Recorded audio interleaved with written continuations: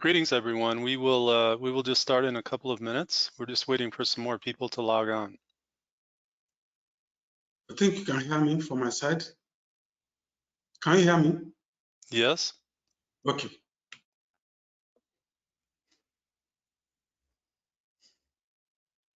Can you hear me?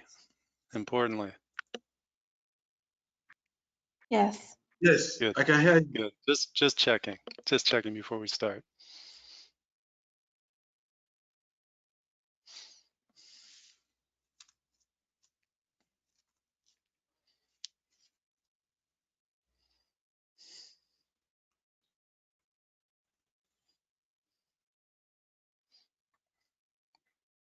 Okay, we'll give it just one more minute to let a few more people come online.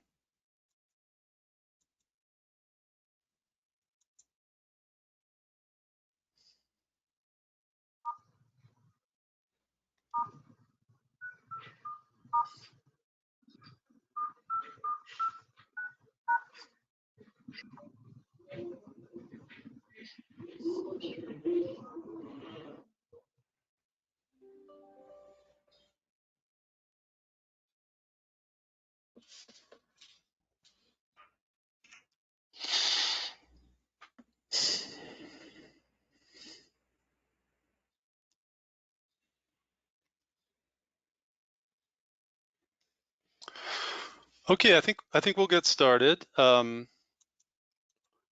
everyone. On behalf of HarvestPlus and our partners, I'd like to welcome you to this webinar on integrating biofortification in food systems through the business sector.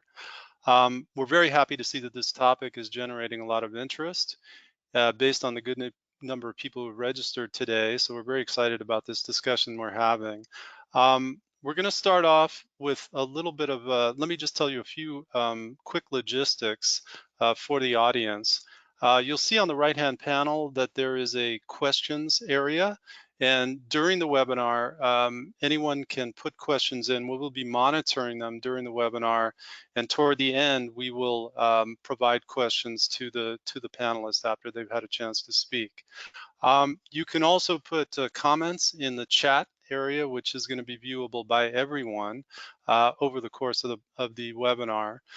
There's also a handout tab where we have loaded up a few relevant documents just for your information and download.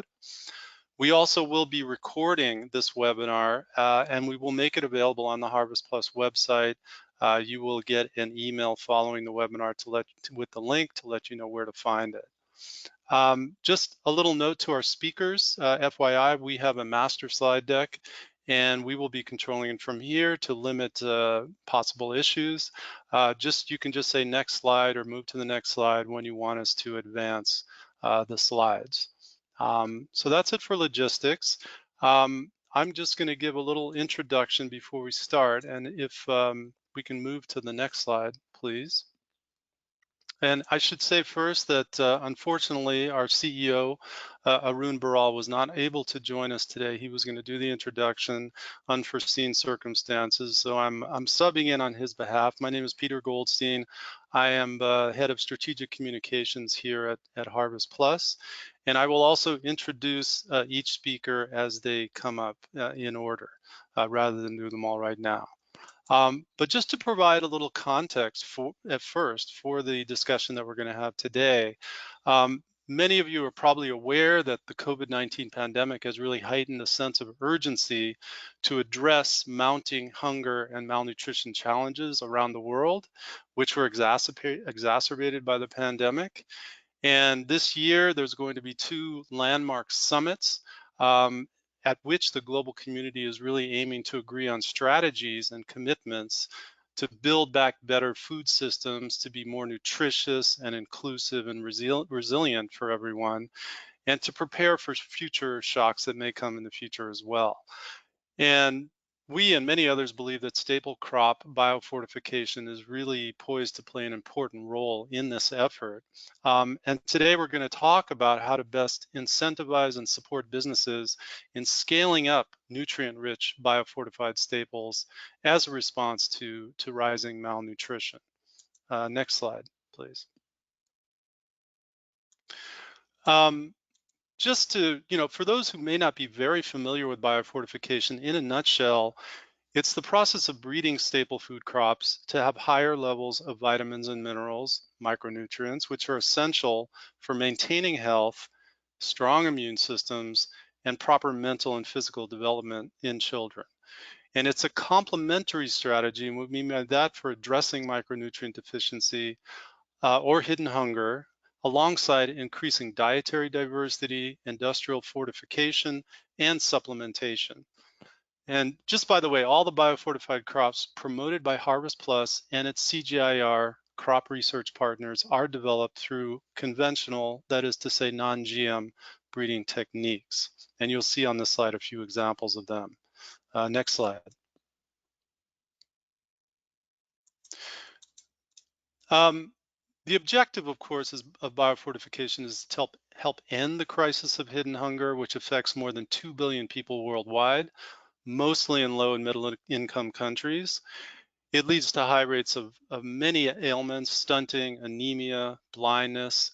It impairs mental and physical development in children and really prevents them and people in general from reaching their full potential in life. Um, this problem is largely driven by poverty. As we saw, I think in the 2020 SOFI report, it's estimated about 3 billion people in the world simply cannot afford diets that would provide the micronutrients in sufficient quantity. And the COVID pandemic has surely increased this figure. Next. So how does biofortification improve food systems? It does so by delivering better nutrition and health through staples that are widely farmed and eaten in low and middle income countries, and they're affordable and accessible to low resource families.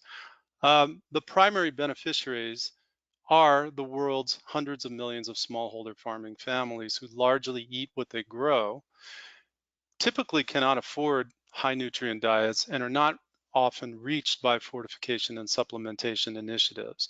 So in a sense, it's filling a big nutrition gap. Next.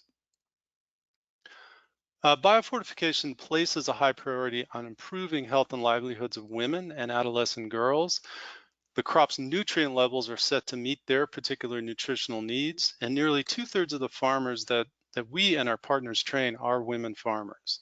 Um, and the fact that women smallholder farmers also tend to oversee staple crop production in their family, they can thus ensure that the nutrient value that's added to those staples through biofortification also reaches other family members, particularly young children who are in great need of those micronutrients through the meals they prepare. And we also, by the way, work with many women-run food SMEs on producing and selling biofortified products. My colleague Jenny Walton will give more details about that. Next. So how do businesses fit into the biofortification picture? Um, as this diagram shows, biofortification is really by nature a food systems-based strategy that's delivered through agriculture and food items. And to fully embed biofortification in the food system, HarvestPlus and its many partners take a value chain approach. This means working with SMEs and other business partners at every stage of the value chain, from seed production, delivery to farmers, post-harvest aggregation and processing, and food product development. Next. And this value chain approach has really been a core to ensuring that biofortified crop varieties get from the crop development plot into farmers' fields and onto people's plates. These crops are currently reaching and benefiting nearly 50 million people, with hundreds of crop varieties released already in Africa, Asia, and Latin American countries. And this is only 16 years, by the way, since the first varieties were released. Um, and we and others really believe that the time is ripe for rapidly scaling up this proven nutrition strategy. Next slide. So by engaging with the business sector, it's also creating a lot of entrepreneurial and employment opportunities in business in many countries where, in fact, such opportunities are really needed. And engaging and empowering businesses to profitably produce and market biofortified seeds and food products is really key to ensuring that it's self-sustaining and reaches the largest number of people who can really benefit. So we're working with hundreds of such businesses, providing technical, logistical, product development, marketing assistance to really help drive this and help catalyze this. Next.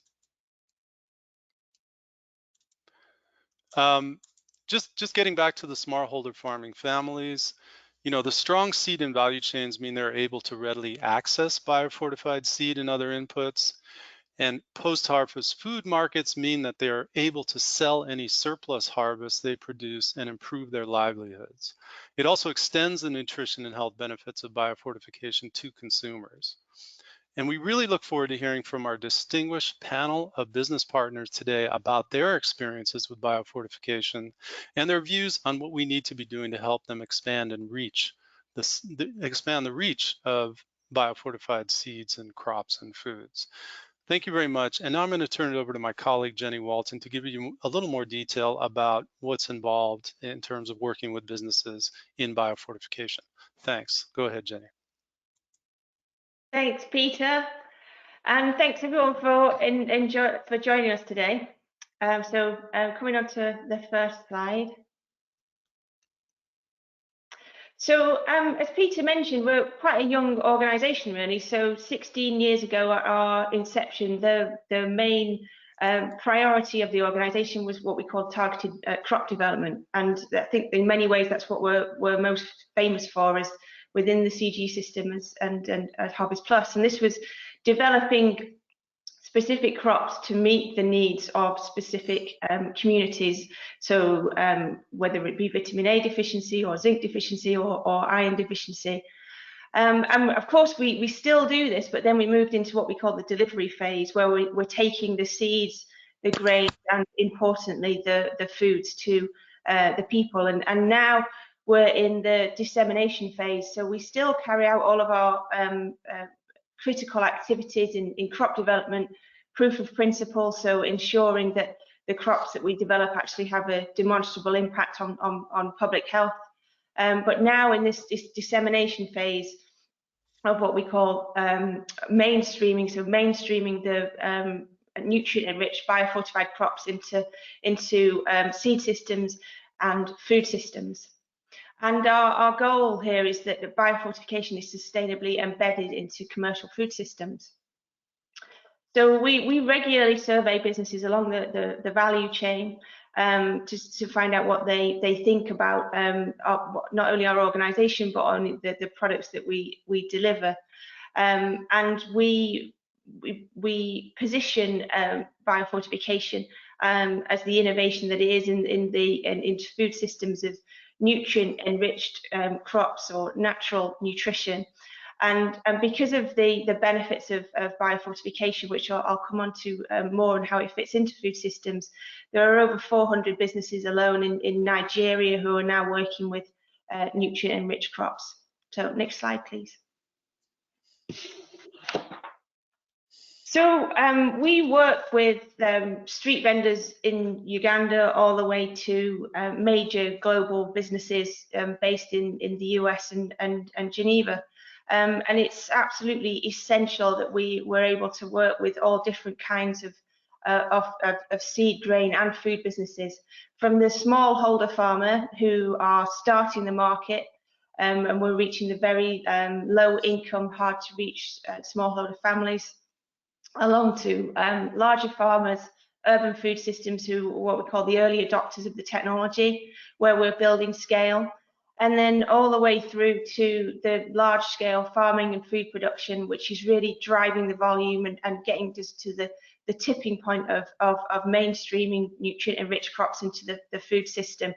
And when I say large scale food procurers and food production, I'm not just talking the major sort of manufacturers and retailers, but also the major food procurers for food assistance and institutional feeding. So organisations such as the public distribution system in India to the World Food Programme.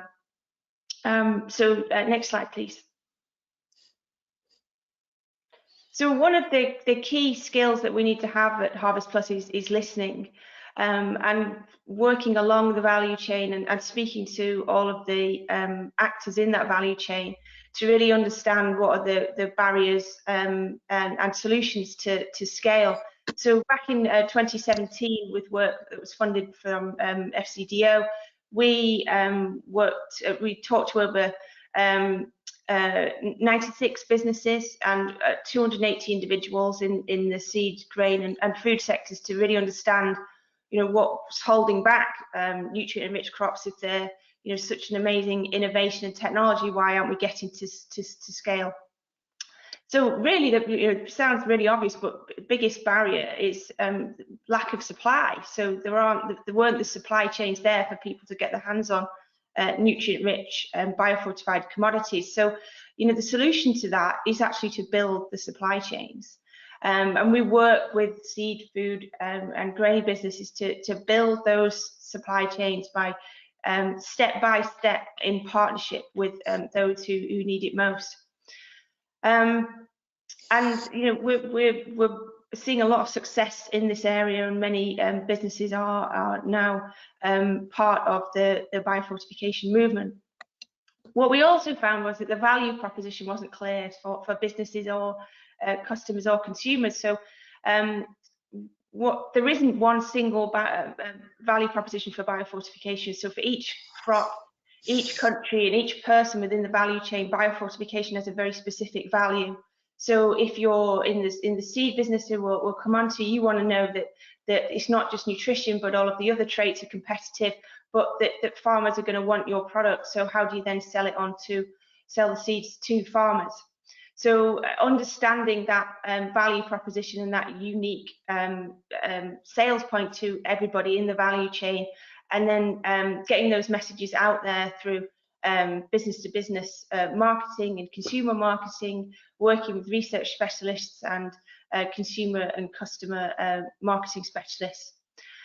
Standards in the value chain, we knew that there was an issue there, but what we couldn't work out is where in the value chain the standards were holding us back. So after working with global experts in food standards and regulations, we realized that the big gap there was at grain level. So how you distinguish one nutrient-enriched crop to the standard one. So how do you know that this is a biofortified grain versus another one?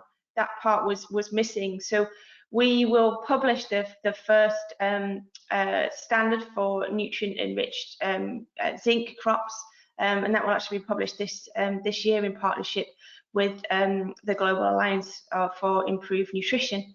And we will continue to get standards for all of the nutrients and all of the crops, so that when people procure grain, that they can demand it according to that particular standards. Traceability and identity preservation along the value chain. So how do you capture the value of biofortification and then understand the thresholds of what nutrients need to be there, but then importantly trace that through the system? So working with the latest technology and really leapfrogging over the global learnings on traceability, and looking at systems such as blockchain and other digital platforms that enable value chain actors to not only trace but keep the supply chain segregated for biofortified commodities. Awareness of HarvestPlus role in delivery and commercialization. So say we're told that we're famous for being agricultural experts, but what we do in partnership with the private sector and delivery really wasn't known. So getting our expertise out in this area is essential. And then COVID-19 has been a barrier for everybody, but then what we've had to learn very quickly is how to do contactless delivery. So how can we not only market to farmers in a contactless area, so with partners like Precision Agriculture for Development, so digital marketing and using mobile phones to get messages to farmers about the benefits of biofortification and to sort of hands-off seed delivery. So next slide, please. So we support businesses all different ways. So I've just been through the macro issues for why businesses need to be involved in biofortification, and these are more of the micro issues. So what do food businesses need to get seeds, grains, and crops to market? Businesses will always tell you that they might need cash for investment, but it's what we do actually do with that cash. And then these are the technical services that we're able to provide businesses, and every business is different. We have a list of services that we can provide, but businesses need different support in different areas, and having that range of services is critical. Next slide, please. So then, how you actually Jenny, hi. We're sorry, we're running a little behind. We're going to need to get to the panel in a minute or so. If you could just wrap up, thank you. Sure. So this was about the white papers, and the white papers are within the chat. So, and this is more about how you can commercialize food in product renovation. So improving existing products all the way to product innovation. So that's creating new products using the biofortified ingredients. And then consumer regulations and how you actually take the foods to market. So we have all these services there available in the white paper. So quickly to the next slide. And we're really lucky. So biofortification is riding on the biggest trends in the food industry right now. So meat-free, so plant-based foods with the essential nutrients that are often lacking in meat-free foods, to clean label, so non-GMO, no addition of additives, and natural. And you communicate the benefits of biofortification through just telling consumers about the end benefit, which is a natural source of vitamins and minerals. And then importantly, ethical purchasing, so consumers being very motivated about doing things that are good for both themselves, but also their local communities. Next slide. And it's not just about claims on food. This is about working together to co-create a more nutritious and nutrition resilient food system. So how do we all work together to do that? And all the businesses that we work with, they care about their business, but they're also very concerned about the environment they work in and doing the right thing. And if we switched all of the wheat in Pakistan to zinc wheat, would be 80% of the recommended daily amount for zinc intake would be well on the way to the eradicating zinc deficiency through flour. And it's not always possible to make these claims when you don't really have a choice. So if you're receiving food through food assistance, it's really essential to ensure that we get the most nutritious food available. So just onto my last slide.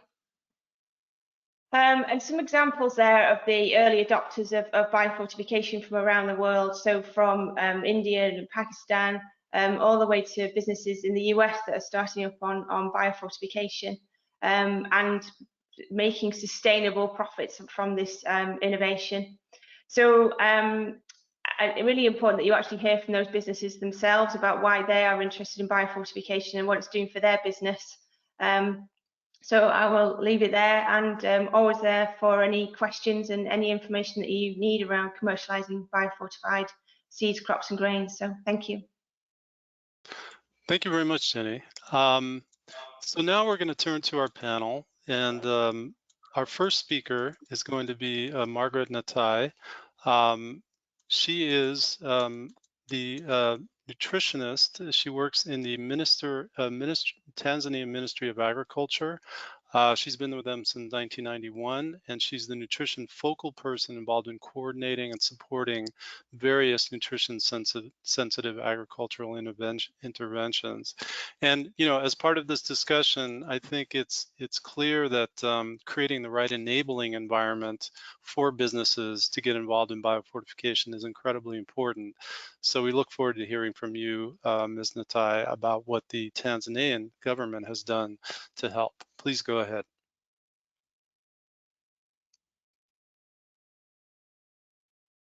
Thank you.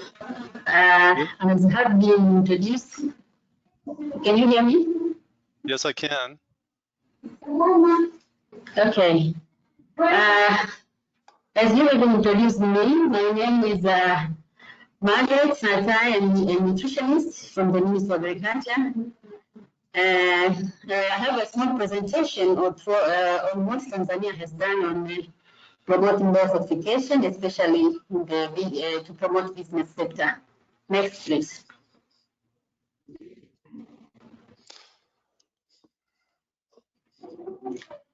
Maybe because I'm working with the Ministry of Agriculture, I would like to give a picture of how agriculture is important in the country.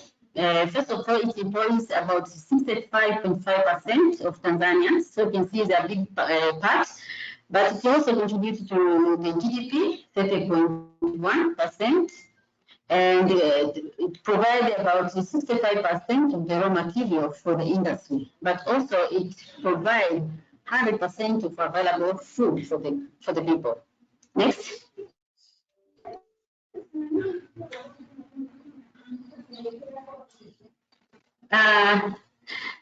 Maybe it would be also important to introduce that in Tanzania we are implementing National Sectoral Nutrition Action Plan.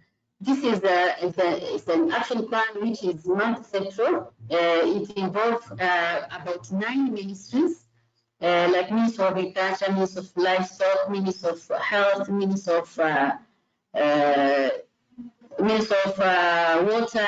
So we have about 9 ministries which are implementing the nutrition. So we have this National Sectoral Nutrition Action Plan.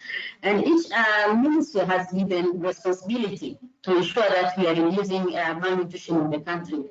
So the role of the Ministry of Agriculture is to ensure availability, accessibility, and utilization of quality nutritious food and safe food to all people at all times. So to implement this, among other things, the ministry has developed the biofortification guideline.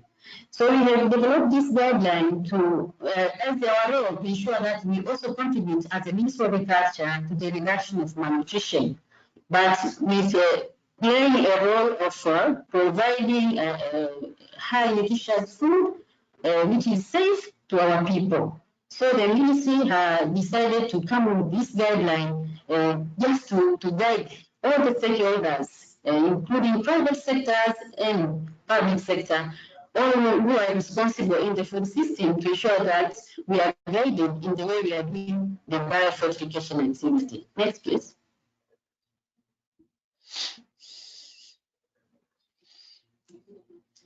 Why do we need the guideline? First of all, the guideline, the biofortification guideline, will support the planning, implementation, and monitoring and evaluation of biofortification initiative at all levels. So at ministerial level or at the national level, we are the one responsible to ensure that all the implementation, all the intervention concerning biofortification are well guided. So we guide every angle from planning to the implementation.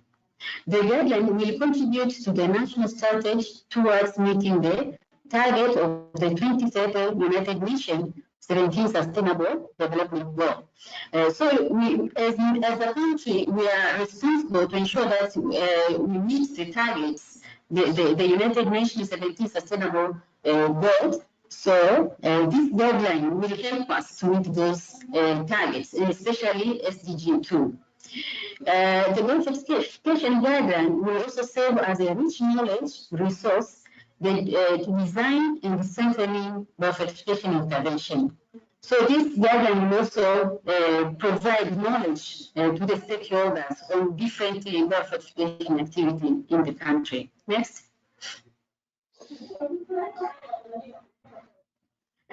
Some of the biofortification activities which are currently going on, first of all, we have developed biofortified varieties, about 9 of them, but we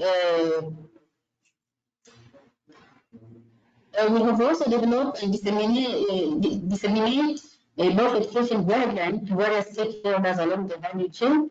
So the one I'm talking about. So this guideline has already been developed and it has been disseminated to the country. We have about 21 regions, and currently we've already done about 10.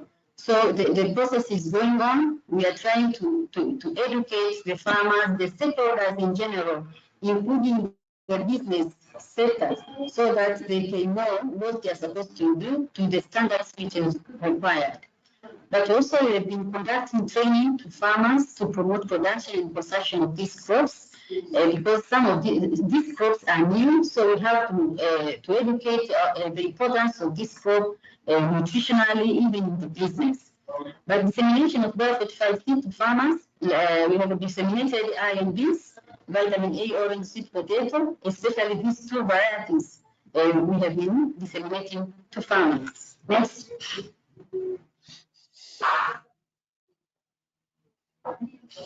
And our targets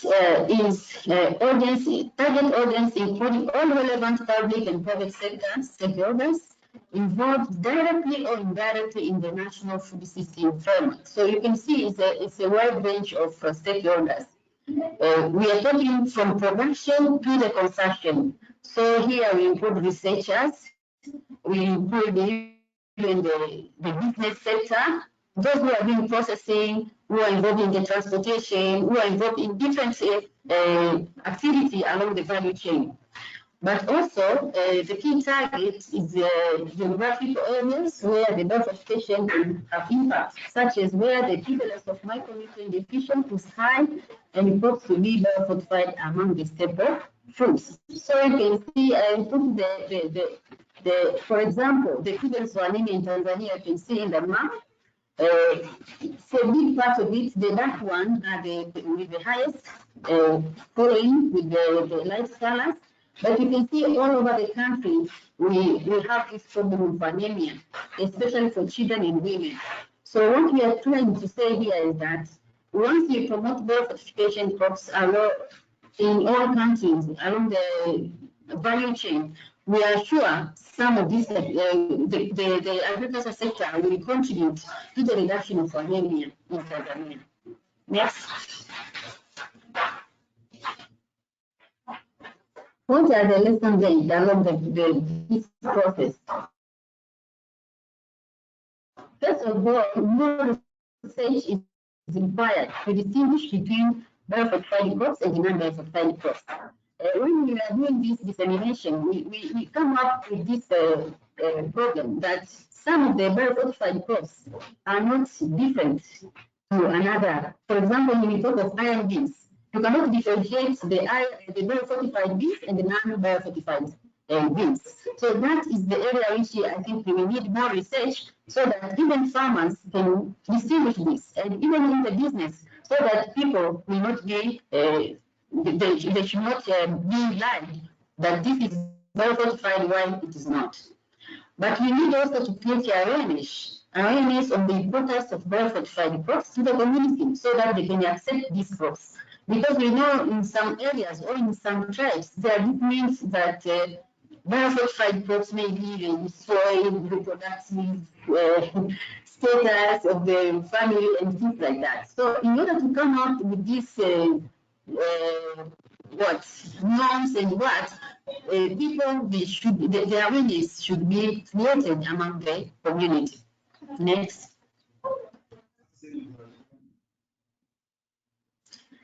The opportunity which we think as a country have in biofortification is that, first of all, we have political will from our leaders to support nutrition in general as a key factor for country economic development. That's why we have the National Multi-Sector Nutrition Action Plan. So it is something which it has already have a political will from that perspective. So it is easier to do anything provided it contributes to the improvement of nutrition. So biofortification for our country, or this window of political will, is an opportunity for us to promote biofortification, since we are sure we are going to contribute to the reduction of malnutrition. But also the existence of national policies, strategies, and guidelines.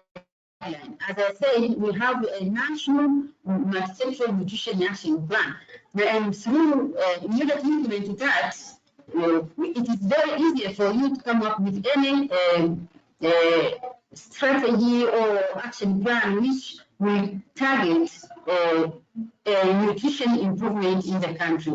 So if you go to our policies, they mention about this. You go to the strategy, you go to the guidelines, all of them, it's like an opportunity for us to slot in issues of biofortification in order to contribute to the improvement of the nutrition status of the country. But another thing, our country has agroecological zones. The country is divided into 7 agroecological zones which support production of biofortified crops. Almost all crops can be grown in Tanzania because we have these different agroecological zones. So based on that, we can grow different crops, even different varieties of biofortified crops. So that is an opportunity for us. But existence of framework that includes stakeholders in biofortification activities. Our country, different stakeholders are welcome to work together. For example, private sector and government. We all work together, even if when we are preparing this guideline, we involve the stakeholders. So the existence of these frameworks provide a room for stakeholders to be participating. So we work together with business sector, we know their problems, they know what we want, so we are integrating together and work together. And this is an opportunity for even the business sector to contribute to this what the government has planned. For example, in agriculture, we have the ASDP, which is Agriculture Sector Development Program. This is a sector-wide program where all the stakeholders are involved, including the private sector. But we also have this National Nutrition Action Plan. This is specifically for nutrition, improving nutrition, and here also all stakeholders are involved. So this is also an opportunity for stakeholders to work together and ensure that we meet our goals, which we are, as a country, we have planned. Next. But also we have challenges. Just one more minute. Margaret, you have 1 more minute if you can wrap up. Thank you. Yes, I'm about to finish.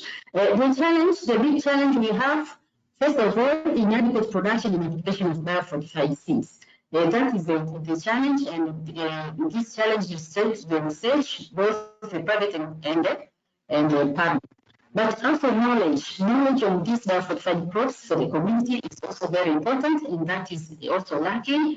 But also, of course, this is also, you can combine this with knowledge because there's this fear of biofortified crops to destroy indigenous seeds varieties. So this is a concern which has been raised by farmers that maybe these new crops will destroy our indigenous seeds. Another challenge is some biofortified seeds cannot be distinguished, as I said before, that you cannot differentiate biofortified and non-biofortified. So these are the big challenges which we are foreseeing that we need to work on them. Next. Thank you. Thank you very much, Ms. Natai. That was an excellent presentation about what Tanzania is doing to try to really enable biofortification there. In the interest of time, I think we will go to our next speaker. I'll hold my question for you, but I would like to delve into a little bit the role of businesses and what they were looking for, particularly in the guidelines. But we'll hold on that, and we'll turn now to Kola Adeniji, who is the Group Managing Director of the Niji Group in Nigeria. This is a integrated agriculture to food group, and he's going to talk to us about what they are doing in Nigeria to advance the market for biofortified products. Please go ahead, Kola. Thank you. Good afternoon. My name is Kola Adeniji. I'm the MD CEO of Niji Group. We are into agricultural value chain. So next. Next, please. So what we've been able to do over the period of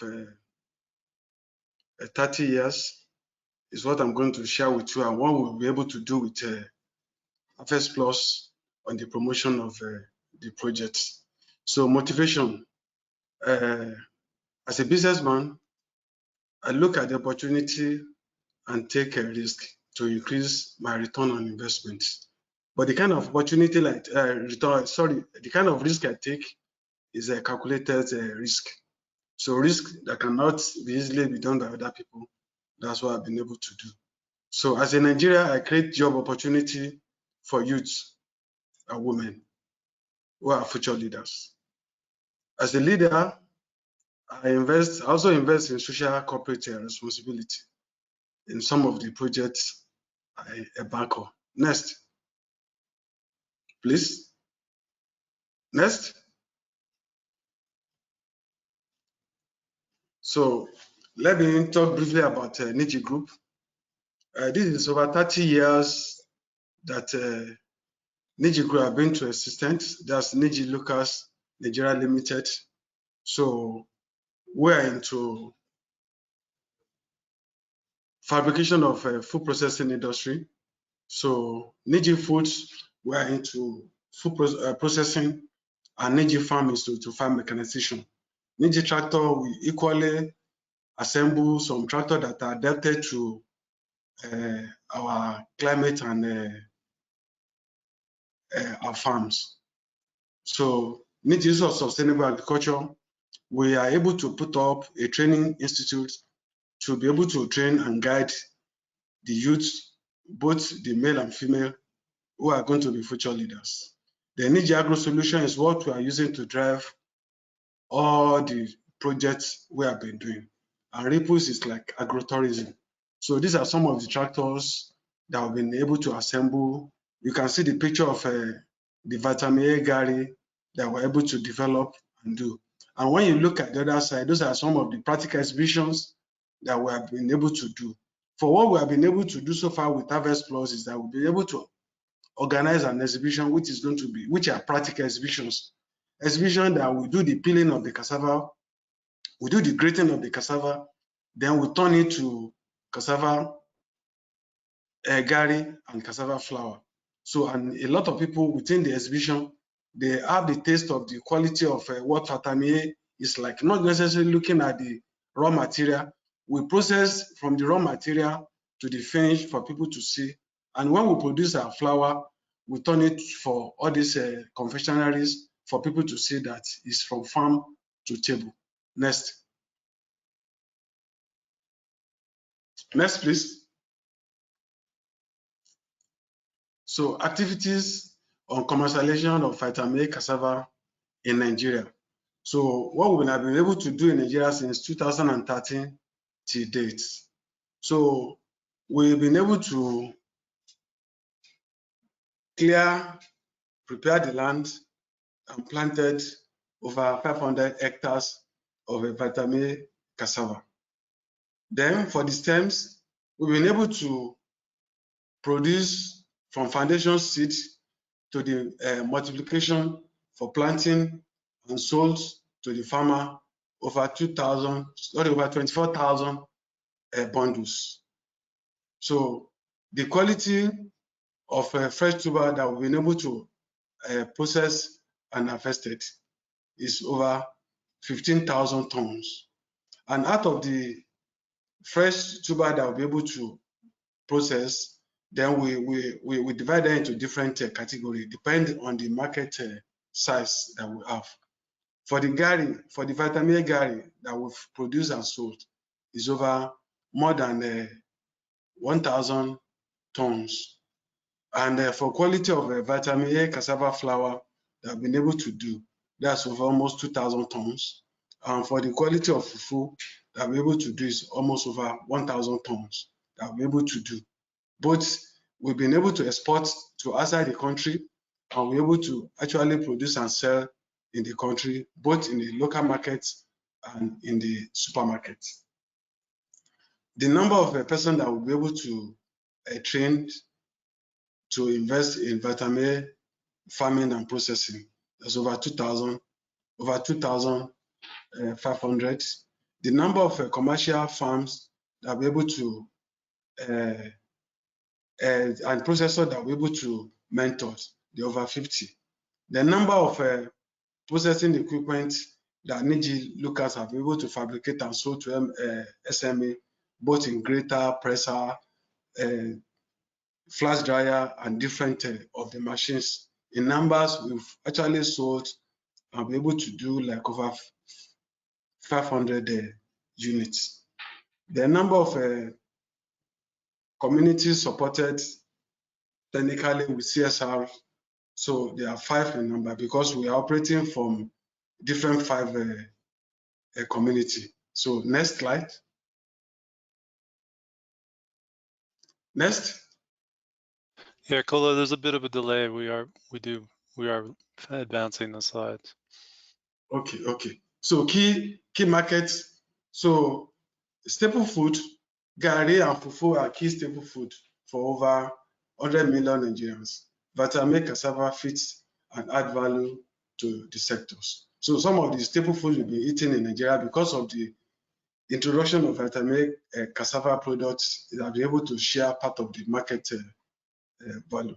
So conventionaries, our cassava flour is used for baby food and confectionaries. A lot of people have been able to key into the usage of vitamin A flour mixed with other products and be able to use it in confectionaries. And some of the companies have been able to buy more from us to mix into their products.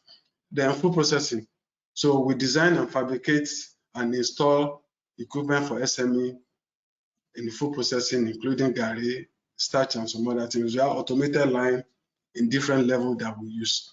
Then unemployed youths. Because we have a training school, we've been able to train a lot of unemployed youths, both male and female, on how to be a service provider on the Kasami A process unit. You can see the training school we have. You can see the number of students, the youths that have actually done graduation for. So those are the quality of the products that we produce, both in gari and fufu and flour. Next slide. Hi, Kola, just a couple more minutes if you could go through quickly. Okay. Thank you. Lesson learned. So there's a great opportunity in what we've been able to do based on the Fatamie cassava budget.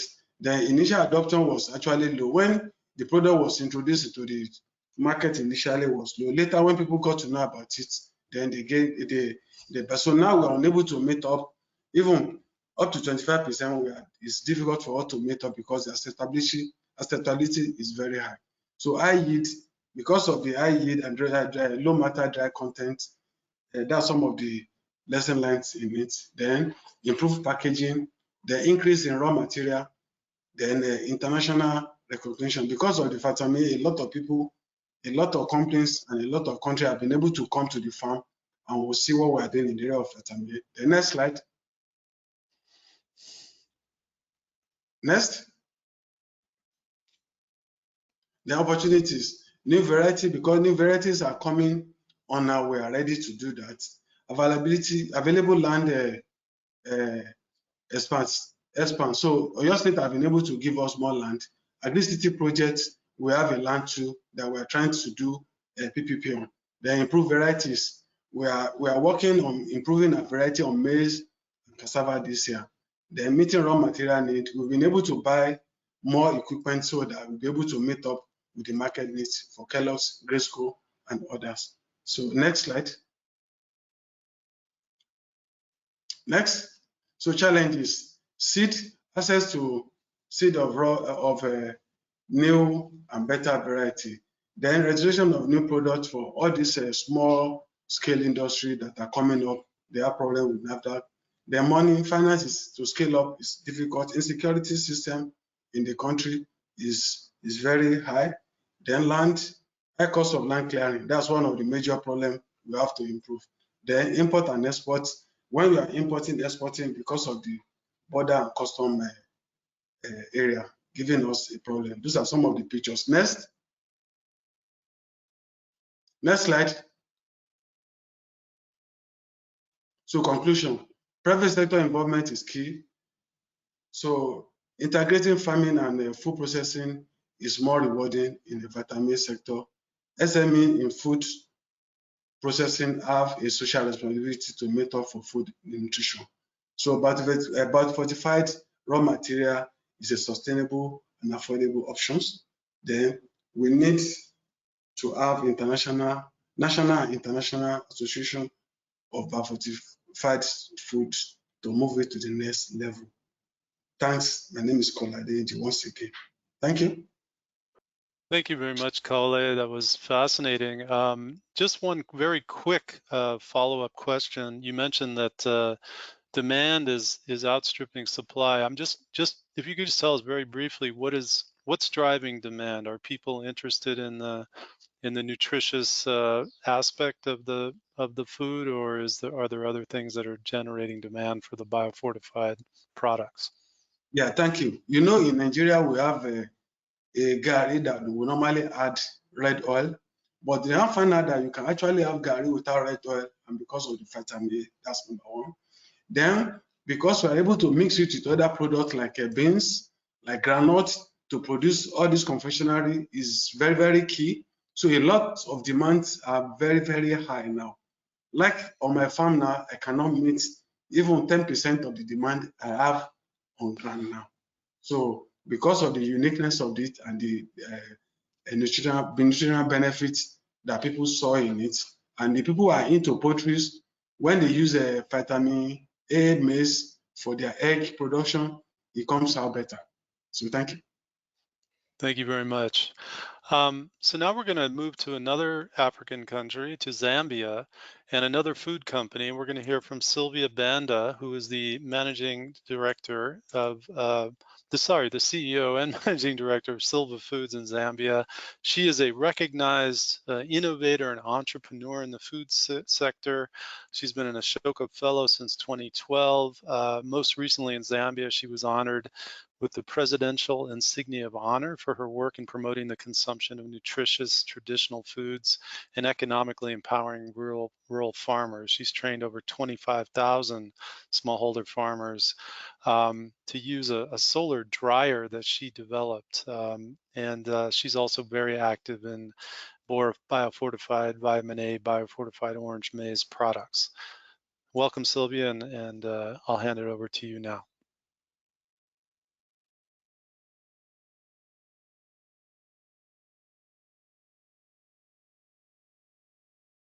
Sylvia, are you unmuted? We can't hear you.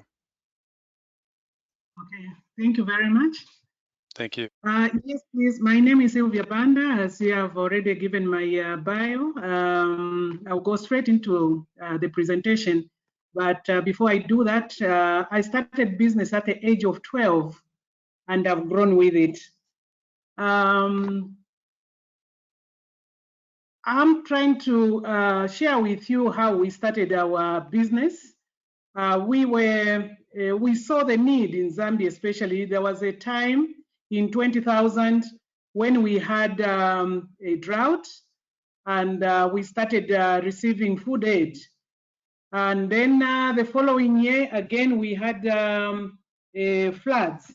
Again, the situation was so bad, we continued, receiving the food aid. And this is the time that my organization, Silva Food Solutions, which is a subsidiary of Silva Professional Catering Services, and also Silva Catering Training College. So for Silva Food Solutions, we decided to go into drying of the vegetables so that we can bridge up, the gap. Because in Zambia, we've only got one rainy season. Once it's gone, you have a challenge. You have to, start struggling to have nutritious vegetables. So as you can see from this picture, we were drying the vegetables, raising the platform by 1.5 meters. Then we put the vegetables the way they are, and then we cover with the net.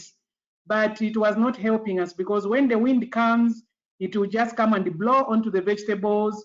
And also we were losing a lot of nutrients in the vegetables, because you have to subject the vegetables to the sun several days before they could dry. And when you take the products to the When you take the products to the lab for analysis, you discover that we were losing a lot of nutrients. And at the same time, we were doing damage to the forest because we were cutting a lot of trees. You can imagine if at all in a month we are training, we are conducting about 100 trainings, it means we cut a lot of trees to make this platform. Next slide, please. In 2005, I came up with a prototype solar dryer because we wanted to find out how we could do also if at all we start attracting the sun through the dryer. And as you can see, this is the training, conducted training with the women. Of course, our training is with men and women, but we have found that we've got a soft spot with women. They always train in, huge numbers. When we dried the vegetables using the solar dryers, the analysis from the lab showed that we were retaining a lot of nutrients. And also, hygienically, it was good because we were not, once we cover this solar dry after putting the vegetables, when you cover it, it will have no contact with anyone until they are dried. And also, we found that we were not losing the color in the vegetables. And because of taking short time in drying, you'll find that we were maintaining most of the nutrients.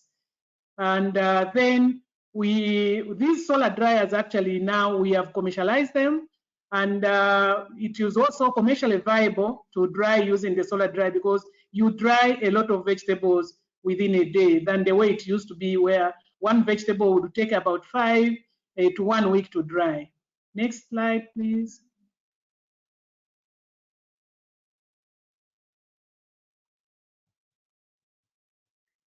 This is part of our factory, the packaging section. What we normally do is that when sometimes we come up with new products and we have analyzed them and we want to commercialize them, we use our factory, to do even the sensory testings. We package from there, then we invite people to taste. Once they have been accepted, then we roll.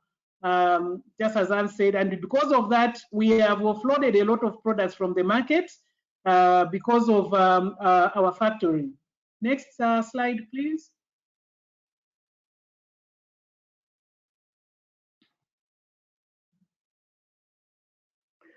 Our training, we cover a lot of people within a short period of time because we do the train of trainers program. Whereby when we train, say, 50 people, or I can say maybe 3 people, as you can see from the slide here, what we're expecting from these 3 people is each one to train about 5, another one also to train about 5.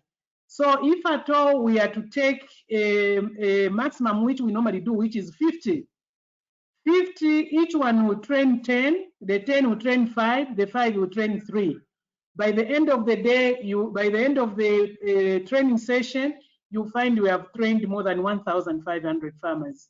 In the picture here, you can see women with disability, because for Silver Food Solutions, we don't choose who to train or who to work with. All those women that you have seen there, they are blind. There's only one person who is sighted, but God has given them tremendous knowledge whereby they would know which is a vegetable, which is not a vegetable. And we have trained quite a good number of women with disabilities. Next slide, please. Sylvia, you have about 2 or 3 more minutes. Okay, fine. To the biofortified. Oh, wonderful. Yes, this one I'm just trying to emphasize on the type of training, whereby when you're alone, even in the supermarket, even if you are selling in the supermarket, is very little. But when you do the training the way we do, is you multiply the kind of business. Next slide, please. Yeah, here also we are talking about the geographical expansion. As we started training, you see, we started also, exporting our products into the neighboring countries, and also when our products were popular, that is how we thought of extending to beyond borders. And also the products, we only started with a few when we started, but we've expanded. Next slide, please.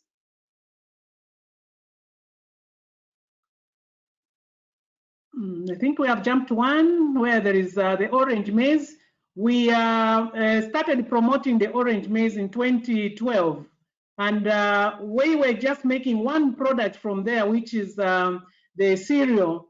But eventually we have grown up to so many products which we make out of the orange maize. Even the corn puffs there, they are made out of orange maize, mixed with moringa, the cereal, the soup, and also the samp there.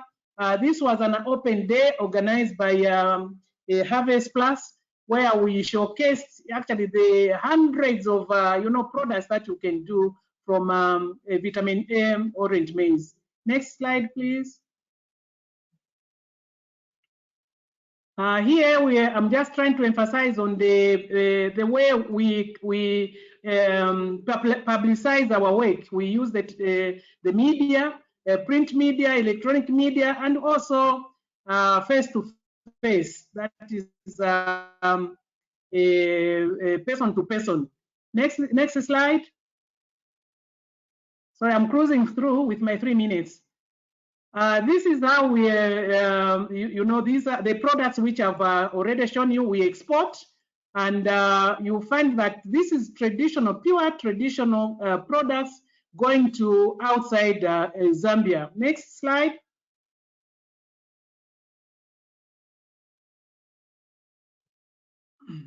Yeah, these products, as I mentioned, as I said, this is the direct export.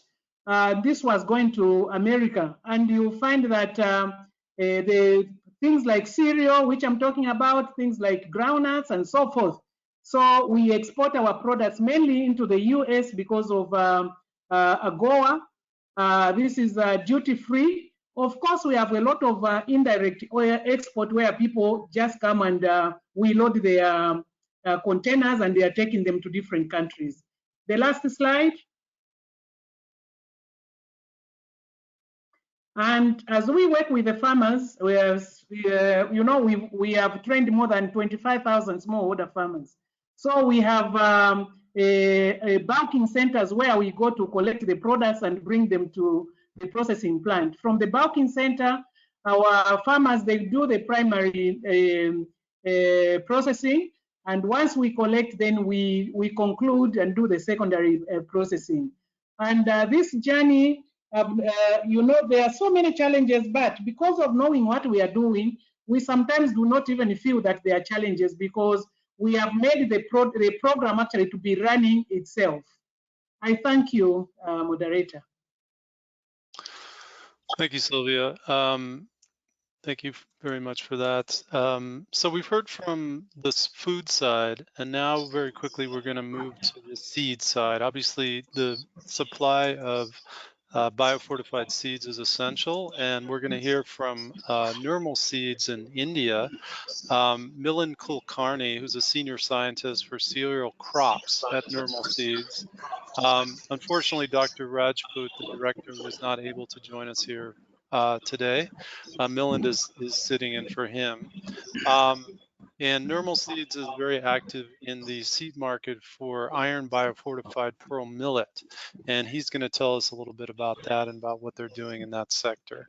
Milind, can you hear me? Yes. Okay, thank you. Please go ahead. You have about eight minutes. Thank you. Thank you. Thank you, Peter. Good morning, good afternoon, and good evening, all of you. I'm Milind Kulkarni, delivering the presentation on biofortification on iron pearl millet in India. Next slide. Nirmal Seeds is an ISO certified 33 years old company in India, which is recognized by the DSR, that is Department of Scientific and Industrial Research Government of India. The company business is carried out with the strong backup of different wings like R&D, production, quality assurance, processing, marketing, and administration. The R&D, we are engaged in more than 30 crops, also byproducts, while the quality assurance is done as per the ISTA standards. With the preferred growers and seed production is carried out on more than 19,000 hectares with production of more than 18,000 metric tons annually. The products are being delivered through 1,800 channel partners with 20,000 outlets across the country. Next, please. Nirmal Seeds is the pioneer worker in the biofortification activities in India. We started permanent biofortification in 2010 in collaboration with the HarvestPlus and EcriSat. Under this project, we signed 3 agreements with HarvestPlus in 2011 to create the awareness among the growers and consumers with respect to the importance of iron and zinc through farmers' rallies and functions. Farmers were also involved in the PVS, that is participatory varietal selection, then seed multiplication activities, through which we selected one version of per millet variety, that is ICTP 8203 FE, that is 10-2 version with elevated level of iron content. The target was 77 ppm. And the selected version, we found more than 77 ppm iron content. Later on named as Dhana Shakti. In Marathi language, Dhana means money and Shakti means power. That's why we called it as a Dhana Shakti. Then retailers, dealers, distributors are the marketing team, are the key points to disseminate the biofortification activities among the farmers and consumers. So the training was also carried out for them. As a result, we made available total more than 100,000 packets of first biofortified variety, that is Dhana Shakti, in India during 2012 growing season. Next.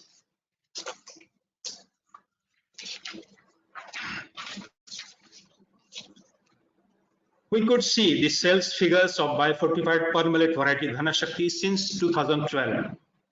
There is a sudden hike in the sales during 2014 and 15. That was due to some reasons. Why it is so? The cropping pattern in India depends upon the monsoon. In regular monsoon, farmers go for the high value crop hybrids, while delayed monsoon choice goes for the per millet. Dhana Shakti, it's an open pollinated variety and have this specific area of cultivation, that is in drought prone area.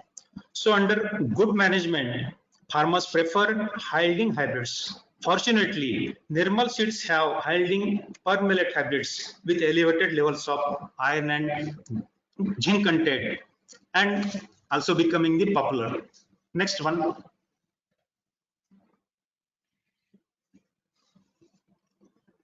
From the marketing perspective, why the per millet was selected for the biofortification activities in India? Because of the area under per millet is around 6.93 million hectares with an 8.61 million tons annual production. The major per millet growing states are Rajasthan, Gujarat, Maharashtra, Karnataka, and Madhya Pradesh. It is nutri-cereal climate smart crop, can be grown in any season, even on marginal soils also, with a wide range of variability for economic traits as well as iron and zinc content. Most important thing is that the 90% of the production is consumed as a food. It's very important thing. Next one.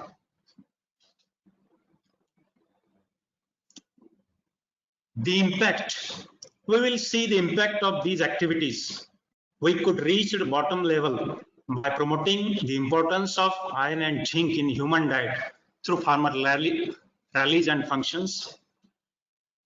Based on the growers' feedback, we developed high-yielding hybrids coupled with high level of iron and zinc content.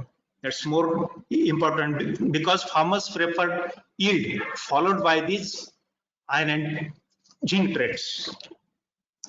Pearl millet is becoming an economically profitable crop for the growers with low input cost as compared to other cereal crops. Next one.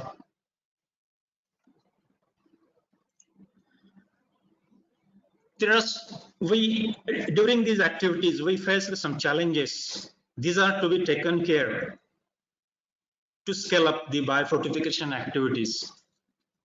The yield potential of biofortified products still needs to improve to compete the existing high-yielding products in the market, as growers' first preference is for the yield and later on for the additional complementary benefits. These iron content and zinc content, these two traits are invisible traits. So it's very difficult to distinguish between normal grain and biofortified grain at the consumer level. So there is urgent need to have the handy instrument for the calibration of iron and zinc at the consumer level. Like we get an idea of total soluble solids, that is TSS, then fat percentage in milk, while pH level, etc. So there is urgent need to have the handy instrument. Another important challenge is there should be a government intervention in the procurement of biofortified produce like pearl millet or wheat or paddy at minimum support price and supply through public distribution a system, that is PDS. Then the effective media means to popularize the biofortified activities, just like there should be involvement of celebrities who can easily popularize these activities. Just like in Africa, some celebrities developed a video song on iron beans. Likewise,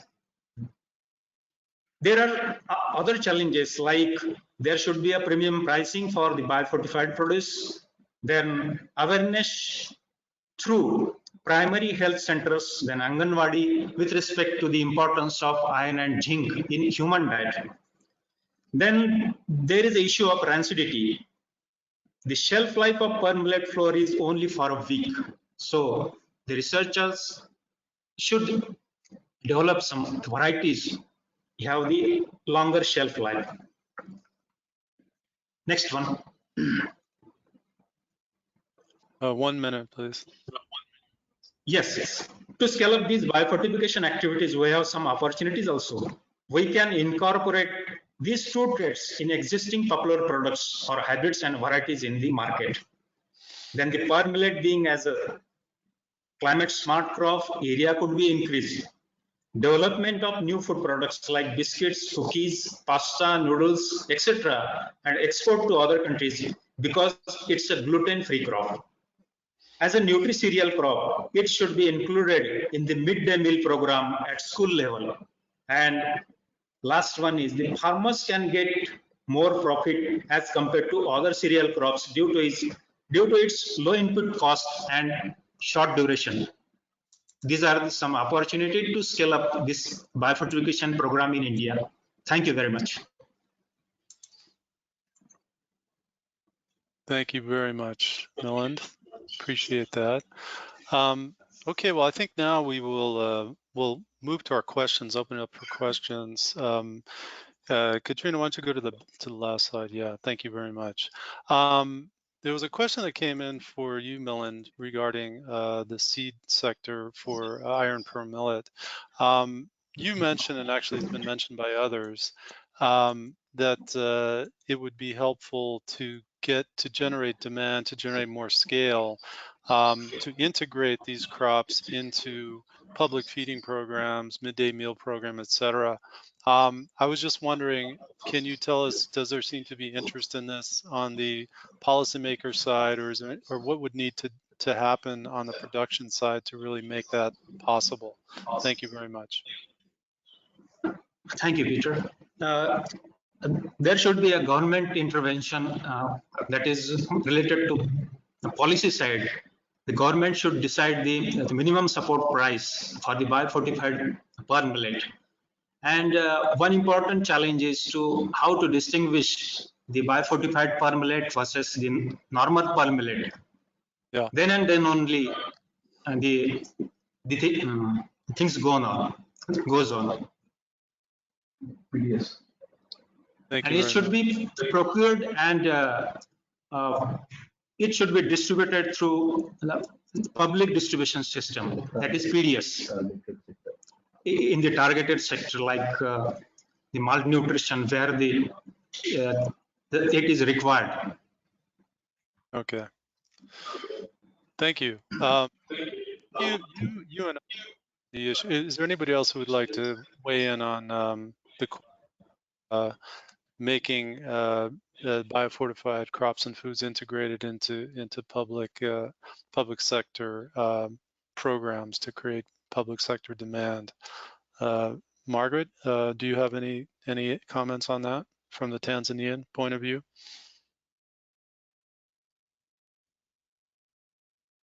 Can you hear me? Can you hear me? Hello? Yes. Hello. Okay. In Tanzania, we recognize the private sector as a business sector that are very important to ensure that we are pushing this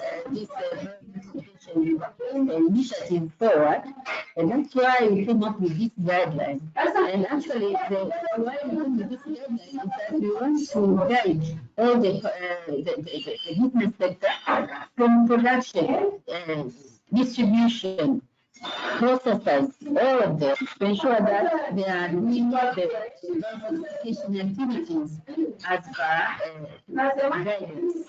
So what I can say here is that the business sector is very crucial. Sorry, Margaret, we're getting a lot of feedback on your audio.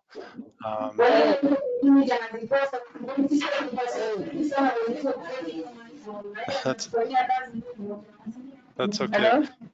Yes, hello. Okay. As I said, biofortification, this intervention is very important in Tanzania. The reduction of malnutrition, and so the business sector actually is the major sector that we are expecting that they push this biofortification activities forward, because they are the producers, they are the processors and distributors. The government is just to guide this private sector to do their business according to the policies and. Sorry, I think we seem to have lost Margaret. I think we'll move on to the next question. There's been one point that's come up quite often, and that's the issue of authentication and identification of biofortified crops, and this is a bit of a challenge. Obviously, Jenny mentioned in her presentation that this is something that we and others are actively working on. But in the meantime, I'm interested in some input from some of the panelists. There's a question, for example, for Koli Adeniji. How do you basically authenticate and make sure that the products are true of vitamin A cassava? How do you protect from fake products or copycat products that might not be up to the necessary quality? Can you respond to that? Yeah, thank you. We do what we call a kind of a traceability arrangement. We don't mix vitamin A farm with other farm. So we have a separate farm for vitamin A cassava or any other product we do. So it's well arranged, it's well labeled. The date of planting, the date of harvesting, everything is attached to it. So we make sure that the traceability of our product is very, very important. So that's what we'll do. Thank you.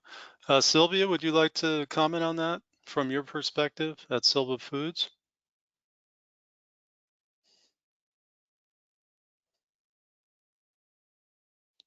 Sylvia, are you there?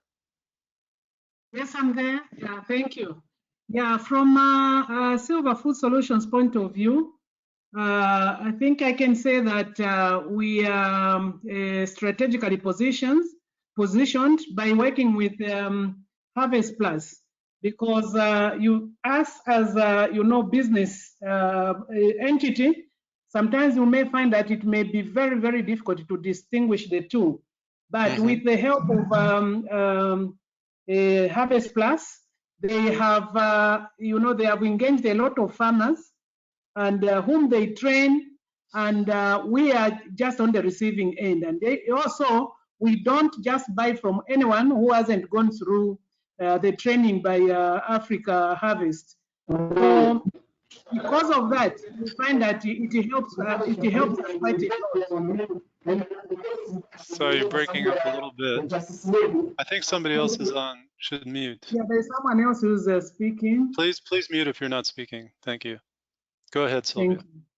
Yes, I'm saying that, yeah, through HarvestPlus, it makes our work very, very easy as the processors by getting the products which have been approved by them through the farmer engagement whom they work with. And because of that, you find for orange maize, vitamin A orange, we don't just get from everyone else, but with a recommendation from HarvestPlus. That's what we do. Thank you. Thank you, Sylvia. And just to follow up with you as well, more generally, we didn't get a chance to see much. What do you see as what is the market like for the biofortified products that you are marketing, and what drives demand? What do you see as the challenges there? Is that my question as well? Sylvia, yes. Oh, sorry. Sorry, come again on the last part. What is the challenge for? What has been the market trend for the biofortified products that you are marketing, and what do you see as the drivers for that market? Is there a response to the nutritious aspect of the products? Is that a trend that's driving demand, or what is driving the market? Okay, yeah, I think for Zambia, we have the opportunity of working with HarvestPlus, as well as World Food Program and also Zambia Bureau of Standards, who are trying by all means, to promote the sale of nutritious products on the market. And also they've even come up with a logo. It's called the Good Food logo. This Good Food logo, it encompasses a lot of things in it, such as nutrition, whereby if at all you are selling the products which doesn't have that logo, with the people in Zambia, wherever they find such type of products, they know that it hasn't got the necessary nutrients that they are trying to recommend for the Zambian people, especially the consumers, to get. So I found and this thing to be working very, very well for us as processors, because you find that even when you are selling some of the products which do not have such a logo, it will be very difficult for it to sell in the supermarkets for the people who understand nutrition. Thank you. Thank you.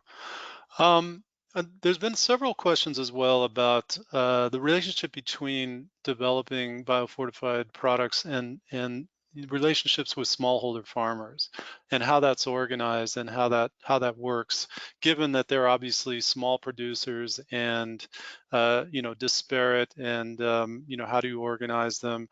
I wondered if we could get some input from the speakers about that. For example, Milland, on the seed side, how do you organize production with smallholder farmers, and how do you make that an efficient process for for the seed side? Thank you.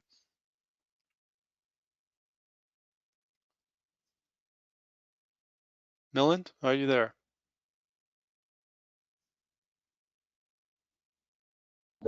Yes. With the preferred farmers and growers, we conduct the seed production on farmers' field of these biofortified pearl millet. Mm-hmm. And how do you involve smallholder farmers in that process? Yes, of course, of course. Yeah.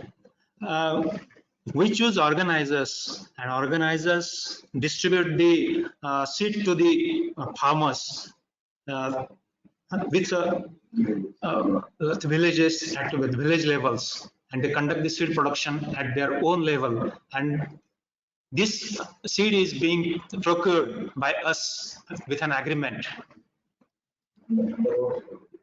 Mm-hmm. And do you provide assistance to the farmers in terms of technical assistance, or how to procure inputs and things like that? It's sort of a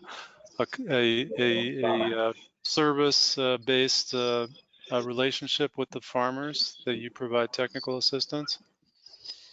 Yes, our production department is involved under the for the supervision of these seed production plots with our technical know-how to the each and every farmers regarding its isolation distance, then how to harvest, how to rogue out the off types, and all these technical terms are being supervised by our technical staff in the production team.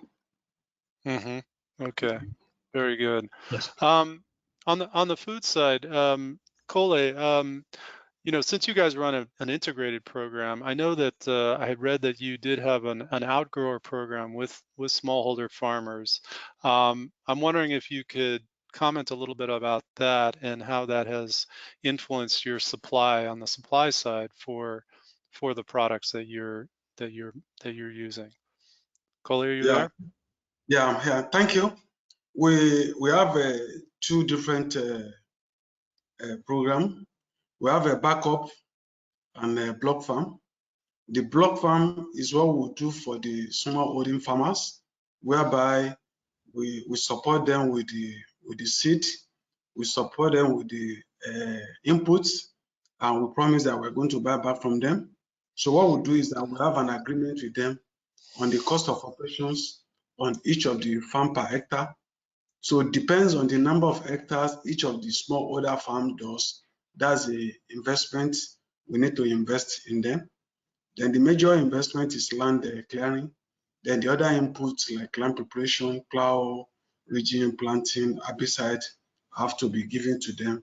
So for us to be able to buy back from them. Then the major one we do is a backup farm. So we have to project a production line to know the number of acreage of farm we need. We'll be able to have enough number of tonnage that we need. So in the area of shortfall, they will now go back to our own farm as a backup farm. So that's what we do. Thank you. Thank you very much. And the smallholder farmers seem to be incentivized by this system. They're interested and enthusiastic about growing these the vitamin A maize and the other crops, the other biofortified crops. Yes, we have to support the smallholder farmers for them to see business in it. If you don't give them initial support to be able to do it as a business, I think because we need it to feed the industries, so they may not be able to pick up the interest. So they may not be interested in it. So we have to give them a initial support for them to be able to do the business. And that's why we're having a lot of shortfall, because we're unable to support them enough. So when there's a lot of demand, then we don't have the raw materials. That's why we're unable to meet up the market demand. Because we need to improve to increase the number of smallholder farmers we support and our own farm size on the farm to be able to hold the demand. Thank you. Thank you. So we're almost out of time, and I'm just going to ask one last question for Milind and Kole and Sylvia. Margaret outlined the great work that Tanzania is doing to try to facilitate biofortification in that country. And I wanted to ask each of you, if you, for the private sector in your country, for biofortification, what is the one thing that would be most impactful that your government could do to really help promote or propel the biofortification sector for the private sector in your country? Why don't I ask Sylvia first?